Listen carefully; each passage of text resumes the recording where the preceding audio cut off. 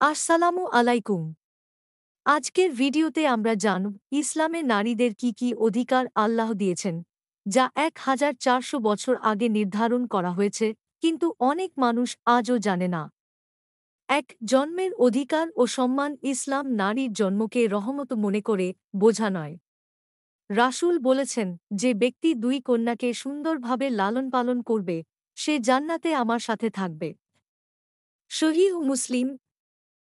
দুই, শিক্ষা লাভের অধিকার। নারী পুরুষ উভয়ের জন্য জ্ঞানার্জন ফরজ। হাদিস, জ্ঞান অর্জন করা প্রত্যেক মুসলিমের উপর ফরজ। ইবনে মাজাহ। তিন, ইবাদতের অধিকার। নামাজ, রোজা, হজ, জাকাত সব ইবাদতে সমান অংশগ্রহণ। আল্লাহ বলেন, পুরুষ হোক বা নারী, তোমাদের যে কেউ সৎকর্ম করলে আমি তার প্রতিদান দেব।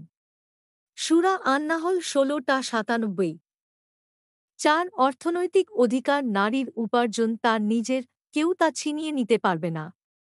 স্বামীকে মাহর দেওয়া ফরজ। উত্তরাধিকারেও নির্দিষ্ট অংশ দেওয়া হয়েছে। পাঁচ, বিবাহের অধিকার। নিজের পছন্দে বিয়ে করার অধিকার রয়েছে। জোর করে বিয়ে ইসলাম নিষিদ্ধ করেছে। ছয়, নিরাপত্তা ও সুরক্ষা। শারীরিক, মানসিক, আর্থিক কোনো নির্যাতন ইসলাম কঠোরভাবে নিষিদ্ধ করেছে।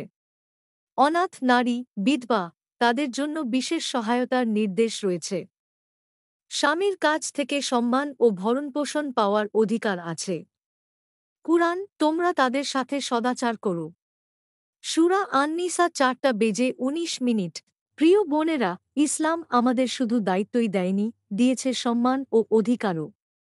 তাই আসুন আমরা এই অধিকারগুলো জানি, মেনে চলি এবং অন্যদের জানাই।